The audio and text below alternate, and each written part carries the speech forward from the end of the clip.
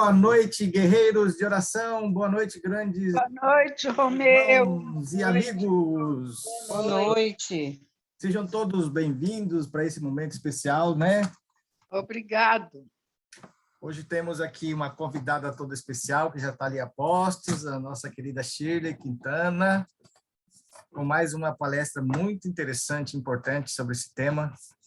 Nós que temos passado por algumas dificuldades nessa pandemia, algumas perdas, tanto de amigos como parentes, né? Então, nada melhor do que a gente ter uma palestra aí que vai trazer alguma motivação para nós, como lidar com essas situações.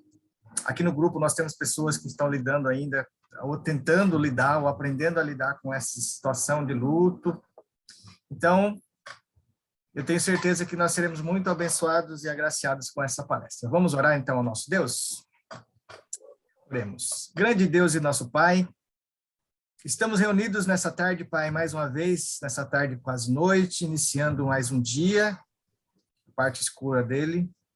E aqui, ao iniciarmos, Pai, esse momento especial de oração, nós queremos agradecer a Ti por mais um dia concedido, pelo trabalho realizado, pelas atividades que fizemos, pela Tua companhia, a direção que o Senhor nos trouxe nesse dia.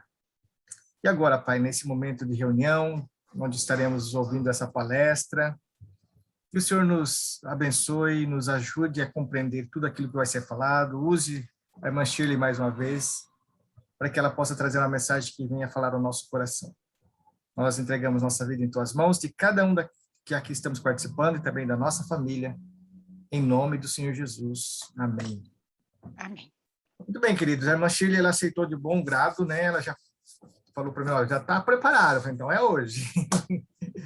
E ela está preparando outras palestras aí, como ela disse lá, até foi feita uma enquete no nosso grupo do WhatsApp, né?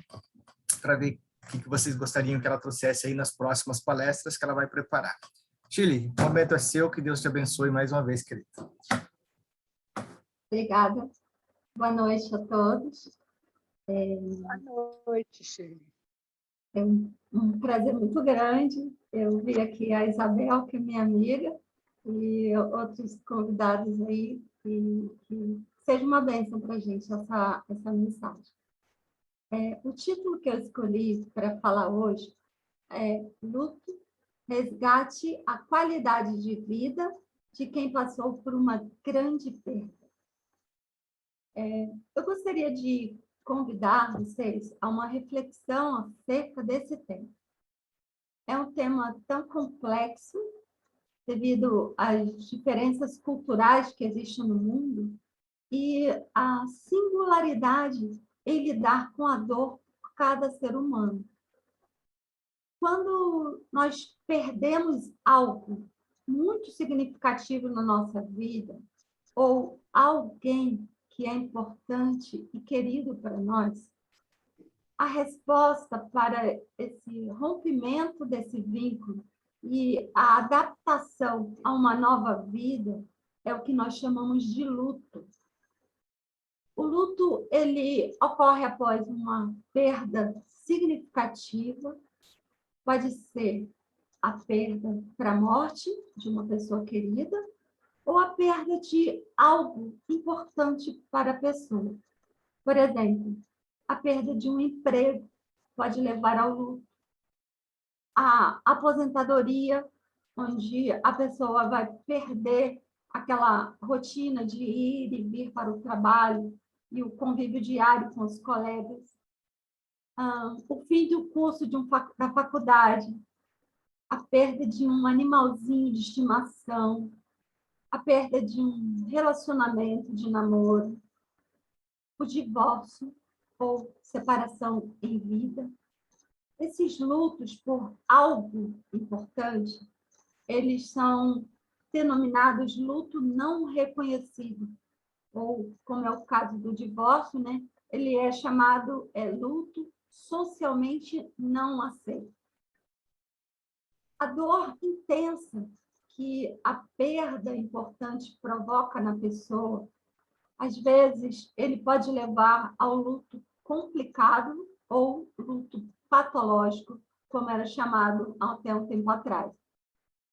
O que vem a ser isso?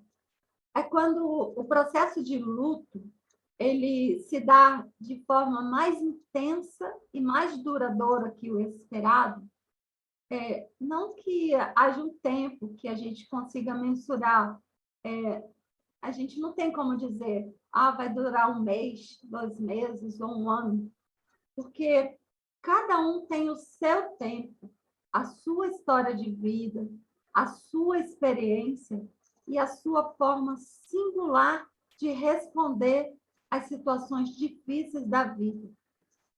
O luto complicado acaba gerando paralisação, sintomas físicos, psíquicos e comportamentais e perda da qualidade de vida da pessoa. E isso é muito pessoal, porque vai depender muito da relação daquela pessoa com aquela perda e também dos recursos que ela dispõe para enfrentar tais situações. No contexto da morte, cada sociedade, com as suas diferenças culturais, ela vai apresentar um significado para a morte. Vai apresentar também rituais de passagem, né? Ou rituais fúnebres, e o processo de enlutamento, muitas vezes, é de forma bem diferente uma da outra. Eu vou tomar aqui como exemplo o México. O ritual de passagem, ou velório, é feito em forma de festa, muita música, comidas gostosas e conversas a respeito das boas lembranças deixadas pelo morto. Na China, a cerimônia ela pode durar até 7 dias. As pessoas elas usam diferentes tonalidades das vestes, os filhos usam preto ou branco, e os netos usam azul. O anúncio do falecimento ele é feito por convite na cor branca, diferentemente de nós brasileiros, que temos a cor preta como referência de nosso luto. Na crença judaica, a morte ela representa uma passagem. Os judeus, geralmente, eles são enterrados sem ornamentos ou flores. São colocadas pedrinhas sobre o caixão ou sobre o jazigo, simbolizando a eternidade, algo duradouro, e não flores que murcham, que passam. Os hindus, tradicionalmente, eles são cremados. E na cerimônia islâmica não existe funeral. Não são comuns choros ou lamentações. É comum um enterro sem o caixão, apenas enrolado com um tecido branco de algodão. No Brasil, as cerimônias ou velório ocorrem em locais como residência, igreja, sinagoga, cemitério ou capelas. É um momento para a confirmação da morte, a constatação de que aquela situação ela é irreversível, uma vez que é possível a gente se deparar com o corpo sem vida ali e se despedir do mesmo. É um espaço para iniciar a elaboração do luto. Aqui no Brasil, o enterro comumente é vivenciado a partir de muita emoção. O ente querido pode ser enterrado ou cremado. A morte é sempre um fenômeno inesperado. E se ela acontece, às vezes, de forma repentina e precoce, ela se torna ainda mais complicadora para a elaboração desse luto. E no contexto da pandemia, em que nós ainda estamos vivendo, muitas pessoas têm vivenciado a perda de um ente querido pela Covid-19 ou alguma outra patologia. E isso tem potencializado os sofrimentos psíquicos, não só de alguns indivíduos, mas tem agravado assim de forma coletiva. Por isso que eu escolhi esse tema para refletir junto com vocês. A gente não precisa conhecer as pessoas para estar inserida nesse contexto de luto coletivo. Todos nós estamos vivendo o luto coletivo. E muitas famílias tem vivenciado o luto individual. Pensa comigo, nesse momento, somente aqui no Brasil, hoje nós temos 589.800 mortes pela Covid-19. E se pensarmos que pelo menos 5 pessoas estão vivenciando o luto por morte, nós teremos, no mínimo, 2.945.000 brasileiros vivenciando o luto individual.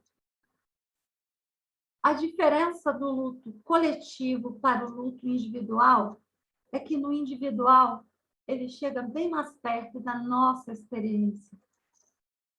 E uma das implicações na pandemia é que os rituais de despedida, eles não podem ser realizados com o intuito de diminuir os riscos de contaminação, não só no Brasil, mas em todas as culturas do mundo.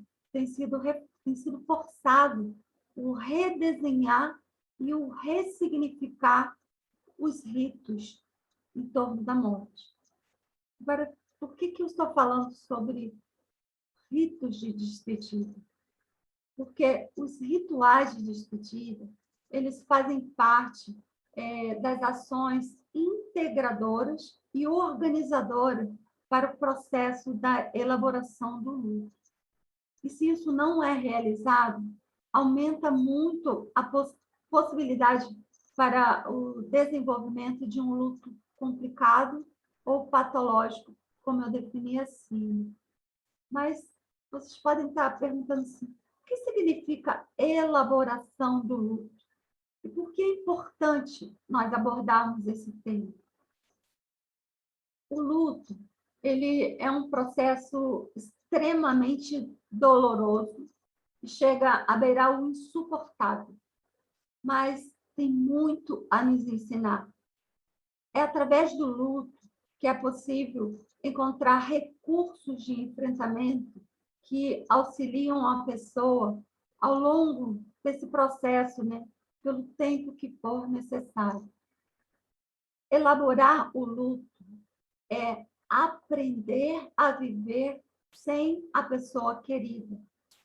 É construir um novo significado, novos valores, um novo jeito de olhar a vida, de valorizar coisas que vai trazer felicidade a você, apesar da ausência daquela pessoa. Isso não quer dizer que você vai esquecer a pessoa que morreu, porque ela nunca irá morrer dentro de você. Ela vai estar sempre viva dentro do seu coração. Como eu falei antes, vai ter momentos de tristeza, talvez uma data especial que te faz lembrar dela. Você vai chorar, vai ficar triste. Nesse momento, você pode fazer algum ritual que faça sentido para você, de modo que alivie um pouco a sua dor. Por exemplo, pegar uma foto do seu ente querido, contar para ele o quanto ele era amado por você, dizer que sente muita saudade, falar que você está triste, contar para ele o quanto ele está fazendo falta na sua vida, falar sobre como aquela presença, aquela ausência está sendo sentida por você. Isso não são loucura, não, nem espiritismo, mas é saúde mental. Quando você faz isso, você promove uma certa organização na sua psique e vai promovendo mais forças para você. Em algum momento, nesse processo, você pode até dizer que eu nunca mais serei a mesma pessoa sem fulano. E eu quero dizer para você que não vai ser mesmo. Porque é no luto onde você tem a oportunidade de mudar, de ressignificar e aprender a ser outra pessoa que vai viver apesar da perda de alguém que foi tão importante na sua vida. É claro que no auge da perda é difícil de ver isso, pois toda a energia está direcionada para a dor e para aquela perda daquela pessoa, mas você vai aprender a viver com aquela ausência. Eu entendo que luto é uma vivência importantíssima. É momento em que nós ficamos inundados pelas emoções, principalmente da tristeza. Muitas vezes, a gente quase não consegue sair daquele lugar, mas também é momento que você faz movimentos para retomar a sua vida e para atender aquilo que a vida pede, chama que você faça. É essa dinâmica que eu quero dizer que existe. Ora, surge uma tristeza enorme e ora, uma força para retomar as atividades, seja de trabalho, de casa, mercado, da igreja. No luto, ele ocorre um movimento voltado para a perda e também um movimento voltado para a restauração. Esse movimento ele é próprio no luto. Não são fases que se seguem, como antigamente era ensinado, que iria passando de negação, raiva, barganha, depressão, só aí viria a aceitação. Não é essa a minha compreensão, mas é um movimento dinâmico, ao longo do qual você vai experimentando essas duas situações, de ir para lá e para cá. Ou seja, um dia vai experimentar novamente a tristeza, e no outro momento você vai construindo significado para a sua experiência de luto. Você pode dizer para si, o que é esse luto que eu estou vivendo? Eu, particularmente, já passei por vários lutos. Quando eu percebi que cada um desse luto era para mim uma oportunidade de reflexão para crescer, para amadurecer, para me fortalecer, para ressignificar a minha vida, eu posso dizer que eu aproveitei essa oportunidade para minha restauração. Eu aprendi a viver apesar da ausência da minha mãe, do meu pai, da minha irmã, de amigos queridos, como foi o Francisco. Então, eu entendo que o luto é esse movimento que entre ficar voltado para a perda e ficar voltado para a restauração. E você mexer com esses dois lados, isso possibilita e eu mesma ser a protagonista do meu luto, à medida do que eu vou vivendo. Eu, particularmente, vivenciei os meus lutos com muita oração, muitos momentos de choro, acolhimento. Eu tive a oportunidade de ter terapia, um espaço para falar da minha dor. Nesse processo, eu fui me fortalecendo e redesenhando a minha vida. Hoje eu posso dizer que eu tenho uma nova vida e que sou uma nova Shirley, apesar da ausência de pessoas queridas.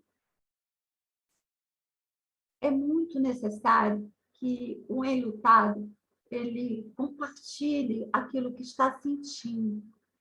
É necessário que ele seja escutado. Uma boa escuta que não vai julgar, que não vai medir o que seja mais importante para ele naquele momento. Uma escuta que seja acolhedora, que não vai tentar consolar ou salvar o enlutado. É permitir ao enlutado aquele lugar de pertencimento. Ou seja, pode ser na sua casa, dentro de sua própria casa, na igreja, na universidade, na casa de um amigo, um local em que você tem a perspectiva de pertencer, de falar para si, eu sou daqui, essas pessoas estão comigo. Aqui, esse grupo, Guerreiros de Oração, eu acredito que a maioria se sente que é um lugar de pertencimento. eu acredito que muitos de vocês, assim como eu, podemos dizer, esses irmãos estão comigo. Ainda em nossa reflexão, eu gostaria de pontuar o relato de Lucas, no capítulo 7, versos 11 até o 17. Quem quiser acompanhar, eu não vou ler o capítulo, eu gostaria de narrar o que aconteceu. Nesse Lucas, ele relata que Jesus ele foi a um ritual de despedida, ou seja, Jesus foi a um velório. O texto ele apresenta a ressurreição do filho da viúva de Naim. A palavra Naim, ela significa aconchego, tranquilidade, calma. Mas naquele dia, não era exatamente isso que estava acontecendo até aquele momento. Jesus, ele caminhou cerca de 50 quilômetros desde Cafarnaum, levou cerca de 2 dias para chegar à pequena aldeia de Naim, que fica ali próximo de Nazaré, onde se depara com uma cena extremamente comovente. O evangelista Lucas relata 2 cortejos, 2 multidões que se encontram na entrada da aldeia de Naim. Saindo da cidade, descia o cortejo de morte daqueles que estavam sem esperança e que acompanhavam uma mãe viúva que levava o seu filho único para ser sepultado.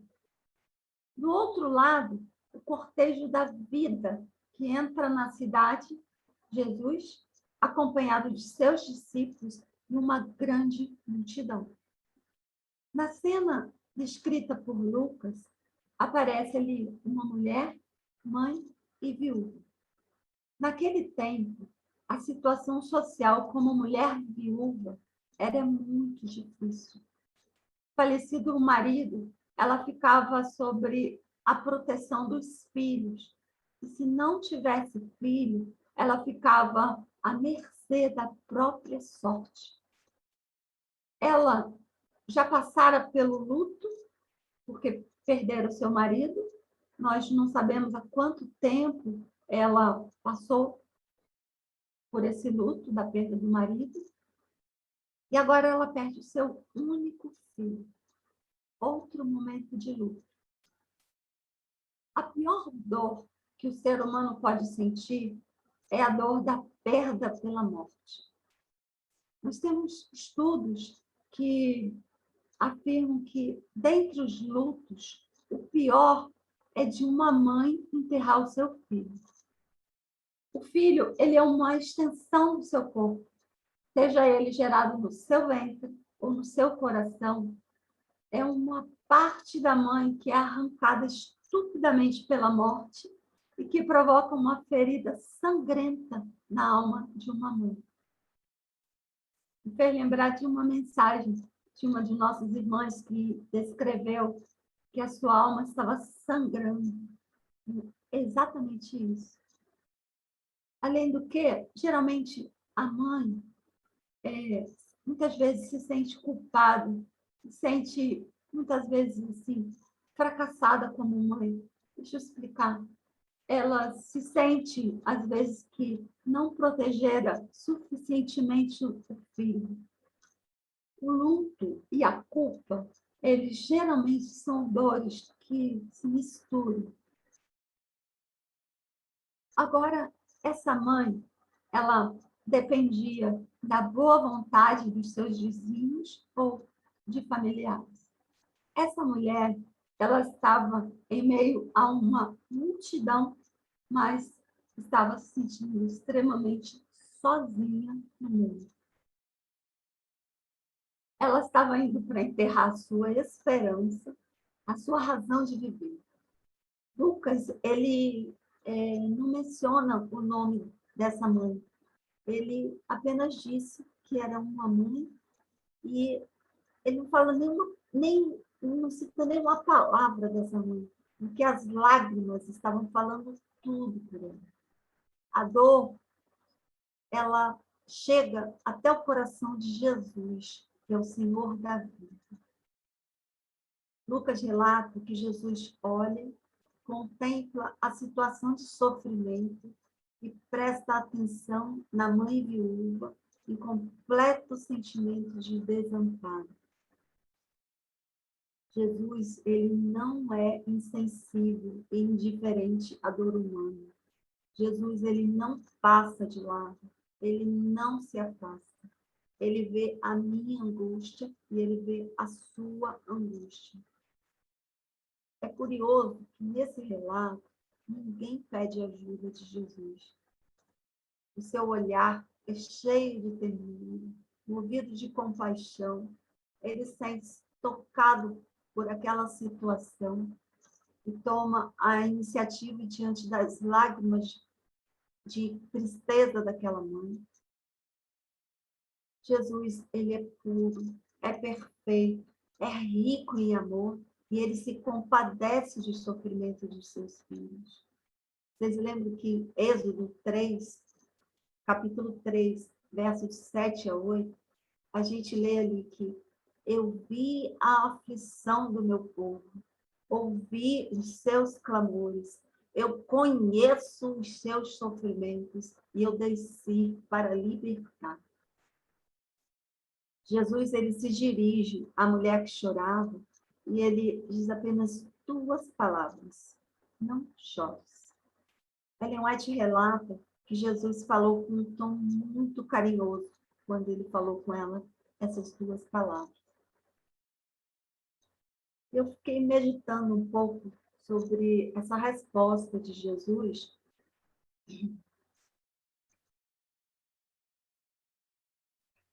Pensei sobre o modo como algumas pessoas tentam consolar o enlutado, falando, né, ou escrevendo algumas palavras, mas que muitas vezes não acolhe a dor do outro e causa até mais dor no coração daquele que está sofrendo. Geralmente nós falamos para aquele que perdeu um ente querido, meus sentimentos, eu sinto muito. Eu queria perguntar, realmente você sente quando diz essa frase? E muitas pessoas só vêm com aquela curiosidade, né? Perguntar, o que aconteceu? Ele morreu de quê? Ou então, vem com aquela fala assim, fica assim não chora não. Pensa do lado positivo. Ele estava sofrendo muito, agora descansou. Essa frase eu ouvi muito quando minha mãe morreu. Você tem que pensar no seu outro filho que está vivo, bola para frente, você tem que ser forte. Às vezes, a pessoa sem pedir licença vai contando sobre as suas penas. Essas falas, na minha opinião, não acolhem ninguém. Pelo contrário, elas podem, às vezes, causar mais tristeza e potencializar o sofrimento daquela pessoa. Mas quando nós somos verdadeiros, temos empatia, ou seja, não é se colocar no lugar do outro, porque isso é impossível, mas é estar ao lado daquele que sofre. Quando eu sou sincera e uso frases tipo, eu não tenho palavras para aliviar o seu sofrimento. Para mim é muito difícil escutar a sua história, porque eu sinto medo de perder os meus queridos. Eu sinto tristeza de ver você assim. Eu sinto vergonha, porque eu não sei nem o que dizer para você. Quando a gente fala com o coração, sendo autêntico, o enlutado, ele sente companhia, se sente amparado, se sente acolhido. Às vezes, basta apenas estar ao lado do outro. Você não tem que salvar ou tirar a dor do outro. A gente não tem esse poder. Mas apenas se conectar com a dor do outro. Às vezes, basta um gesto carinhoso, como levar uma sopinha, um mingau quentinho, dar espaço para ele se recuperar. Mas você pode dizer, mas Jesus falou para ela assim, não chora. Sim, Jesus estava sendo mais do que verdadeiro, porque ele foi até aquele vilarejo exatamente porque ele queria trazer felicidade e alegria para aquela viúva. Jesus, ele sabia o que ele estava dizendo. Jesus é o autor da vida, e a sua fala revelou que havia esperança para aquela mulher. Não vai mais existir motivo para as suas lágrimas e sua dor. E Jesus tem essas mesmas palavras para nós hoje. Não chores. E lhes enxugará dos olhos toda lágrima, e a morte já não existirá, já não haverá luto, nem pranto, nem dor, porque as primeiras coisas passaram. Está registrado ali em Apocalipse 21. A compaixão leva Jesus a falar e a agir. Ele é o Senhor da vida. Ele se aproxima e ele, decidido, ele toca o esquife. Jesus, ele não tem receio de tocar algo considerado impuro. Ele leva a pureza aonde ele toca. Em suas palavras, ele ordena ao jovem que se levanta. Eu te ordeno, levanta-te. Jesus, ele tem poder sobre a vida. Ele transforma a realidade da morte em vida. Lucas acrescenta que o que estivera morto passou a falar. Restitui a vida e a palavra ao jovem. Jesus não só chama o filho à vida, como também restitui a vida e a situação social daquela mulher viúva. O relato nos diz que agora não eram mais duas multidões, mas apenas uma, pois todos ficaram possuídos de temor, respeito e glorificavam a Deus. Um gesto de ternura, Jesus entregou àquela mãe o seu precioso filho. Você que teve o seu filho roubado pela morte ou algum ente querido, Jesus vai restituir-lhe a vida e entregará a você. E você sabe qual vai ser a emoção que vai tomar conta de você na segunda vinda de Jesus? Irmãos, eu só consigo pensar na alegria. Vocês lembram quando Jesus ressuscitou? Cada apóstolo, cada mulher, eles se colocaram a caminho para avisar os outros que Jesus não estava mais morto, mas havia ressuscitado. Cada um informava aos outros de seu encontro com ele, da sua descoberta e da sua alegria. A alegria foi o primeiro resultado desse acontecimento. Alegria não é divertimento, nem prazer. A alegria, ela é uma emoção profunda que invade todo o ser, que nos exalta e nos faz resplandecer. Isaías 51:11 nos fala que os resgatados do Senhor voltarão, entrarão em Sião com cântico. Alegria eterna coroará a sua cabeça. Júbilo e alegria se apossarão deles. Tristeza e suspiro deles fugirão.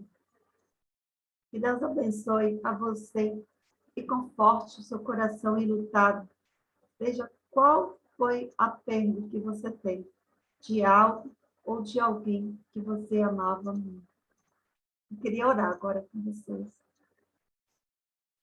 Senhor Deus, nosso Pai que está no céu, muito obrigada, Pai, por essa esperança que o Senhor colocou para cada um de nós. Obrigada, Pai, por essas palavras de conforto e palavras de Deus verdadeiras que o Senhor deixou para nós. E muito obrigada, Senhor, porque mesmo em meio às lutas aqui, nós temos a certeza que nós não estamos sós, e mesmo no momento da maior dor que alguém passou, que esteja passando, o Senhor está ao lado, e o Senhor fortalece, e o Senhor ajuda a ressignificar a vida aqui, apesar da dor, da pena. Senhor, nós te louvamos por isso.